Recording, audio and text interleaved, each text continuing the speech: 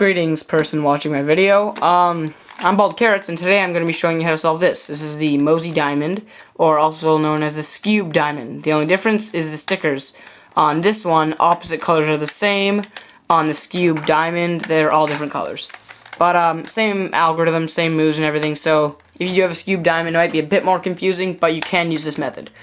So I'm just getting right into it. I'm not going to say much, but first of all, I want to thank another cuber on YouTube who showed me how to solve this. I am using his method with a bit of an extension of my ideas, how to do it quicker and stuff. His name is going to be right here, and check out his channel. He's a good cuber too. He was the one who taught me how to do this, as I said before. But there's just a couple algorithms I thought he could have used to make it a bit better. So I'm just going to show you that for him. It's quite a simple method. It only has 3 steps. First step is solving one face's corners. Next step is solving the opposite face's corners. Last step is permuting all of the centers around the diamond. So first step is solving one face's corners, like I said. So just these 3 corners. Doesn't matter about this middle one. Just you can almost pretend there's no stickers on them right now. The middle pieces do not count for anything until the very end. So what you want to look for is 2 edges that are already matched. As you can see, I have some right here. And by matched, I mean red, red, green, green. These end 2 colors do not matter at all. So you can blot those out too. But since these 2 are matched, that's what I want to look for. Now, right off the bat, you might not have them. They might be in totally different order. So I'm just going to try to get to that. But with just a few simple turns, you can find them. Even if it's just a random turn, chances are you're going to find one. Like, look at that. First turn I did, and I matched up these 2 right here. So, once you have 2 of them matched, the next step is to get this corner in right here. Now, what you have to do is just look. So, obviously, this has to be red, but you want to match these edges too, just like you matched these 2 back ones. So, it would have to be red on top with green and yellow. So, red, yellow on the left, and green on the right. So, find that. That is right here. So I'm going to bring it over. As you can see, I'm just going to bring it over to the side that these edges are not on. So not this side. Bring it to here.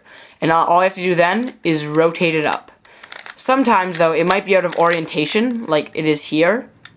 It's the right piece, but it's out of orientation. In that case, just bring it down, bring it across the back, and then bring it up. So all I have to do is just orient it like this. And eventually it will line up. So that one, it's, there's no real algorithms, but you should be able to figure that out. It's not that hard. Yeah, so once you have one face, turn it to the bottom. And as you can see, I did not bother to match the centers, because that's the last step. So, now that you've solved one face, you go on to the next step. Next step, turn that face to the bottom. This is where your first algorithm comes into play. What you will have is either 1 or all 3 corners completed. In this one, obviously I have 1, which is good. So, well, actually all 3 is better, but for this tutorial I want 1 so I can show you the algorithm. What you have to do is place that 1 matched corner into the top left of this triangle. And this is the opposite face of the one we just solved. Now what you want to do is your first algorithm, which is very simple. In this algorithm, I'm going to be counting this section along this axis as R, this as U, and this as L. So the orientation for the Mozhi diamond, or not the orientation, the moves for it, whatever. It's R, U, L. This algorithm has no L in it though, so don't worry. So all this algorithm is this right here. I'm not going to bother saying it because I'll probably mess it up, it'll be confusing, so I'm just going to post it here in an annotation.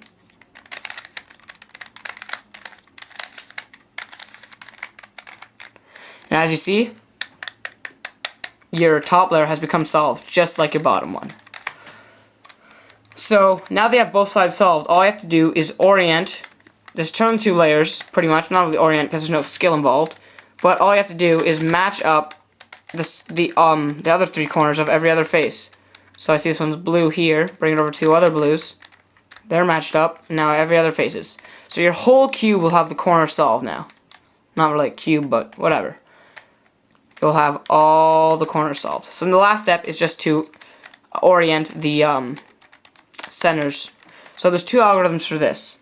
there is one algorithm that moves them clockwise around one face, and another one that moves them counterclockwise.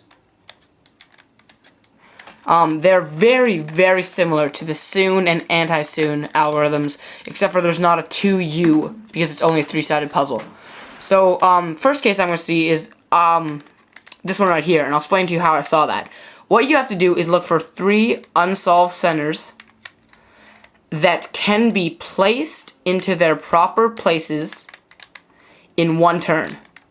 So, the green, yellow, and red edges, or not edges, centers, right here, I noticed that if I do this turn right like this, it matches up all the centers to where they should be, but it unfortunately moves these with them, so you can't just simply do that. So if you don't see how that works, I'll do it from this view. You can see this one's green, this one's red, and this one's yellow, hopefully. Get the lighting a bit better. And all you have to do is turn this top layer like this. And if you could just turn the centers, think about it this way. If you could just turn the centers, then they would all match up.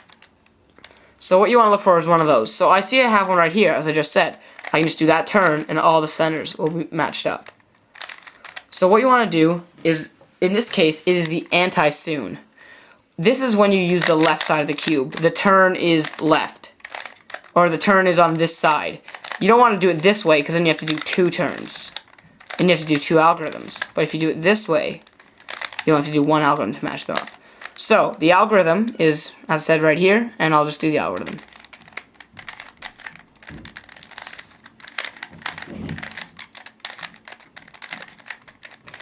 And as you see, it has rotated all 3 centers. All 3 centers around this, around the one side. So now you should only have 3 more centers left. Okay, so once you have that first side completely done, as we rotated them around, you should have only 3 more centers left. Now in this case, as you can see, it is not the left turn that will solve them, but it is this turn on the opposite side. So as you can see again, I'll do this. You can see the blue, yellow, and green. If you turn it this way, then they will be in their proper places. So if you could just turn the centers, think about it this way. Just turn the centers, nothing else. This would get matched up, this would get matched up, and this would get matched up. So, now that you have all 3 of them in this position, you want to do the soon algorithm without the U2. So I'll post the algorithm again right here, and I'll show you what you do.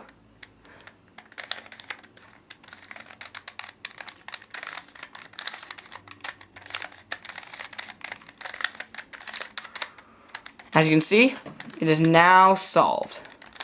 Just in case you didn't catch this,